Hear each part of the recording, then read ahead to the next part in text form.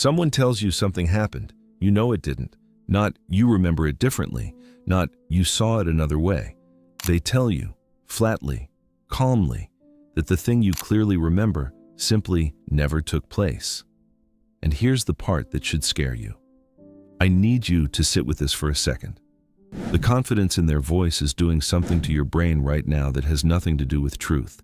Human beings are wired to read calm, steady denial as a sign of honesty.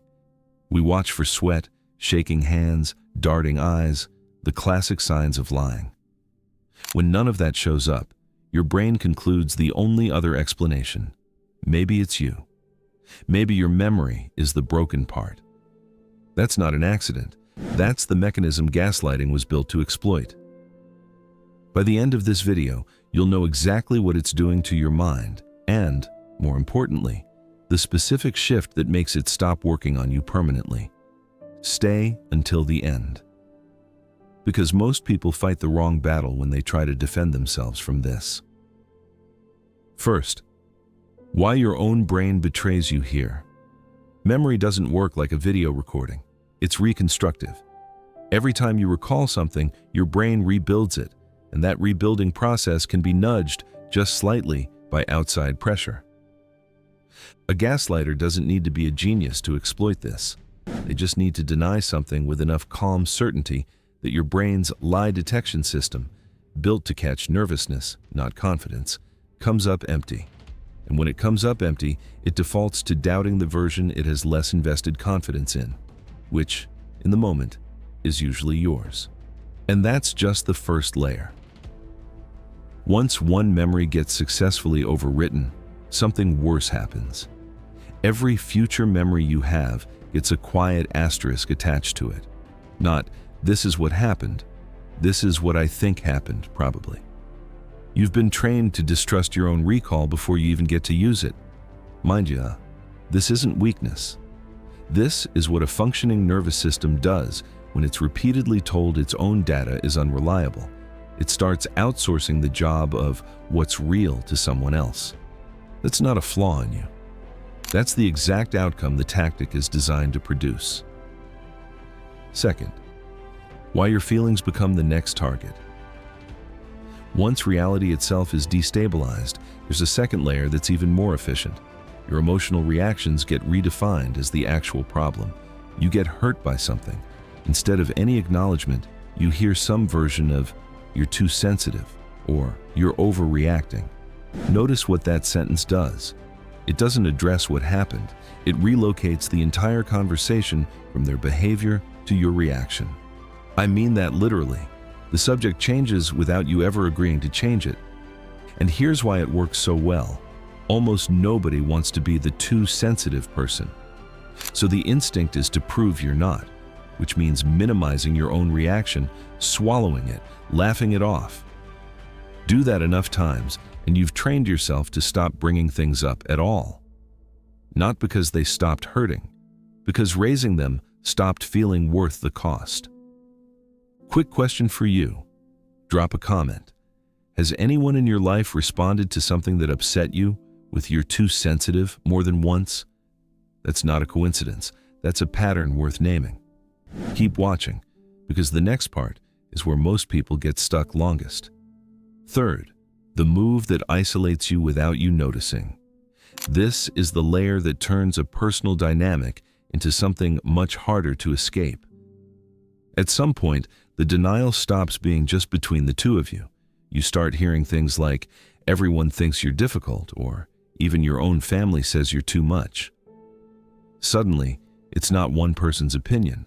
It's apparently a consensus. Here's what makes this so effective. Humans are built to trust consensus. If everyone sees you a certain way, some part of your brain assumes there must be truth to it, even when the actual evidence is one person's claim, unverified, often exaggerated or invented outright. The real function of this move isn't persuasion, it's isolation. If you believe the people around you already see you as the problem, you stop reaching out to them when things get hard. The support network that could show you what's actually happening gets quietly cut off. not by force, just by your own reluctance to burden people who supposedly already think poorly of you. Here's what this looks like played out in real life. Picture someone asking their partner for more time together, a completely reasonable thing to want. The response isn't a conversation, it's, "You're so needy. Even your own mother says you've always been like this." Two separate tactics stacked in one sentence, the feeling gets dismissed, and a fabricated consensus gets invoked in the same breath. The person walks away not just hurt, but now quietly wondering if their own mother secretly agrees. They don't call their mother to check. That's the entire point. Why this takes months to see and how to spot it much earlier. Here's the part that makes all of this so hard to catch in real time. None of these three tactics show up as one dramatic event. Nobody sits down and announces, "I am now going to dismantle your sense of reality." It arrives one small denial at a time. A minor detail disputed here, an overreaction accusation there, months apart, easy to individually excuse. That gradual pace is not an accident either. If someone denied something huge on day one, you'd leave. So it starts small. A detail about what time someone said they'd call, whether a comment was really that bad. Each individual instance is survivable, forgettable, easy to write off as a one-time misunderstanding. It's the accumulation across months that does the damage, and accumulation is exactly what's hard for a human brain to track in real time, because you're comparing today to yesterday, not today to who you were a year ago.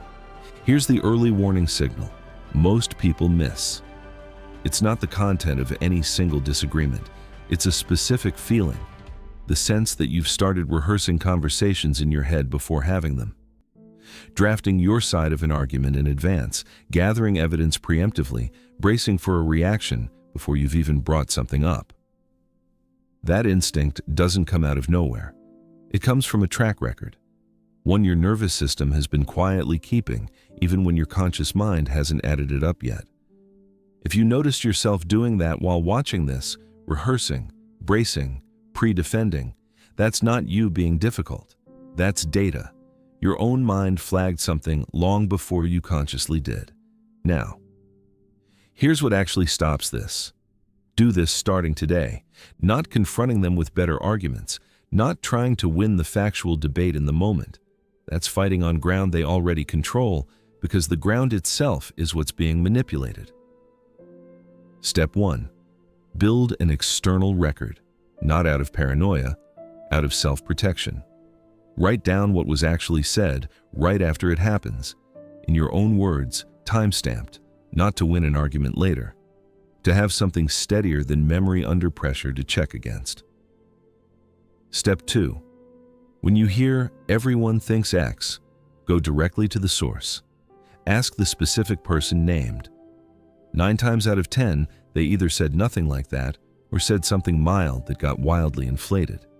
Verifying costs you 5 minutes and removes the entire foundation of the tactic. Step 3. Separate the sentence from your worth.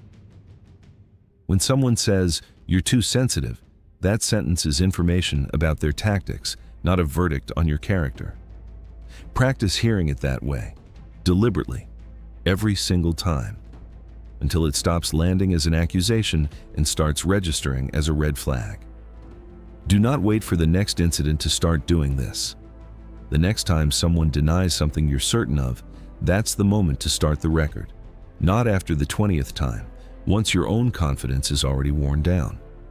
Once you can name what's happening while it's happening, something changes permanently. The tactic depends entirely on you not seeing the mechanism.